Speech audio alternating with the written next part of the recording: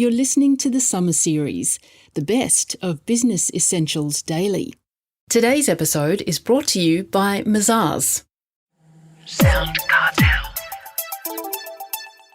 They say innovate or die. Okay, so you've come up with an idea that's going to give your business just the boost it needs. That's the hope anyway. But what if you're wrong? What if it's something that already exists in the market? Can you do it differently, perhaps, or better? From SoundCartel, I'm Nicole Goodman, and this is Business Essentials Daily.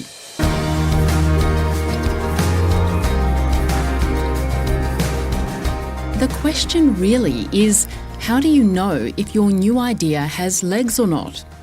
Business author and advisor Alan Hargreaves has worked out some answers to that question, which he writes about in his book Management Reboot, 52 Ideas to Make Things Happen. The first point he makes for Heather Dawson is that when it comes to innovation, not everything's new under the sun. Most of the new innovations we see are building on an existing product. They may be using different technologies in order to deliver that product, but they're based on an old idea. And even things we use mobile phones, we use them every day. Did you ever hear of a product called Iridium? Iridium was a big, clunky handset that I used to use in Hong Kong 30 years ago. I could call anywhere in the world from this handset. They launched 90 satellites or something like this. They spent $1 billion making this massive sort of network so I could use my clunky handset anywhere. Problem was it was expensive to use. This clunky handset was really you couldn't carry it in your back pocket. And it cost a lot of money for them to put it together. They went bankrupt within, I think, 2 years before $1 billion was spent, and they went out backwards. They weren't bought by private equity. But the idea was already taking place. Everyone said, hang on, this mobile communication, there's demand for that. People want to communicate.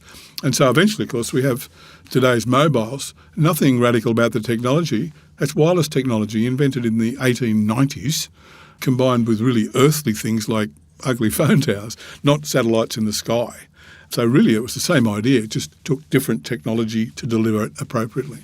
Now, we may not all be designing mobile phones, but if we do come up with a new idea, you've got 3 rules to stress test its chances of success, Alan. What are they? I suppose they can be summarised by 1, is it needed? 2, does it work? 3, can it work better? I have that last one there because usually with a really good idea, and there are lots of good ideas. I talk to there are a lot of startups out there now with good ideas, but when you've only got to Google around a bit, you'll find someone else is trying it or has done it or have done something a bit like it. I'm looking at recruitment at the moment, recruitment sites. Yes, there's the wonderful Seeks and the big sites, but there's also lots of little specialists in different industry sectors, building obviously quite a focused niche business. But once you go on and have a look around, most of the thoughts we have are already there in some form or other. A little like I was saying, mobile phones were there in the form of Iridium. It just wasn't very convenient to use. Does it work? Well, let's have a look. Try it. If it's out there, the good thing about someone else already doing it means you can go and have a look and see if it's working and does it work. And then you might get depressed because, someone's already doing it. Can you make it work better? You don't have to be the first person on the block if you've got a better idea. So how can we work out whether our idea will work better in our hands than what's gone before? Well, you need to look at what extra power you've got. What else do you bring to the party? There are different ways to build on other strengths. A classic case is, when I grew up, accountants were accountants. That's what accountants did. Then along came superannuation. Then along came personal financial advisors, often in the form of a division of an accounting firm. So if you are launching a personal advice business and you're already an accountant, well, you've already got clients and you've probably put their super fund together. You know how it works. Well, the obvious thing is to add some kind of advisory role to that. So there's an example of someone moving into a completely different business, i.e. investment, from something which was just doing accounting on the back of the fact that they've got this underlying client. So in other words, what else have you got? What can you bring? Can you bring some new network that you can leverage off? Have you just got you're in a good location? Is it that simple? Do you have particularly good people who are good at something? Are your logistics really well managed so that you can deliver something really quickly. So, in other words, what else can you bring to the party that they haven't got?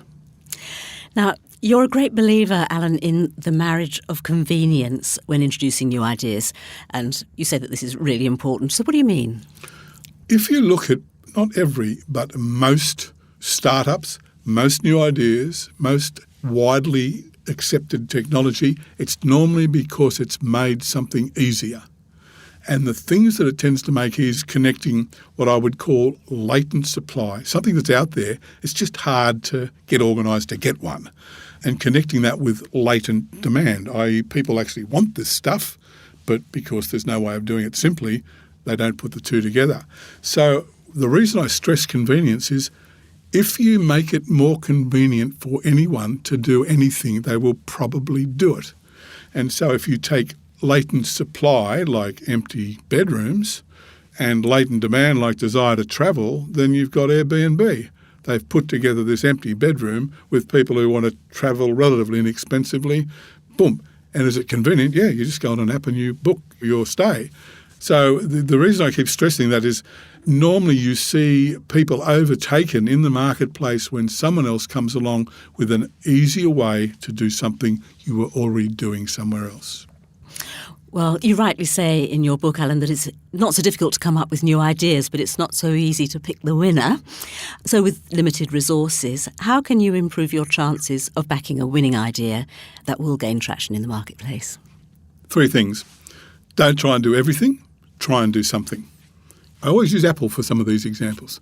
Steve Jobs, when he came back to Apple, Apple's in a mess, it's not going anywhere, had massive plans for product development. And he said, got everyone in a room one day, on a whiteboard, he said, drop them all, we're going to do this. He just did a 4x4 matrix. It was going to be things which were portable, things which were on the net, and he ended up with 4 products, and they're basically iPhones, iPads, desktop computers, and your laptop. 4 products, not 90, 4 products. Apple was completely rebooted that day. And lastly, this desire to be the first mover. You don't need to be the first mover. You can often make a better product by being a second mover. And again, if you look at the iPod, the first MP3 players came on the market 3 years before the iPod turned up. So they waited, they got it right, they got a very special product at the time. And it's not so much that they were late, it was that the other MP3 players were probably just a bit too early. That was business strategy specialist Alan Hargreaves.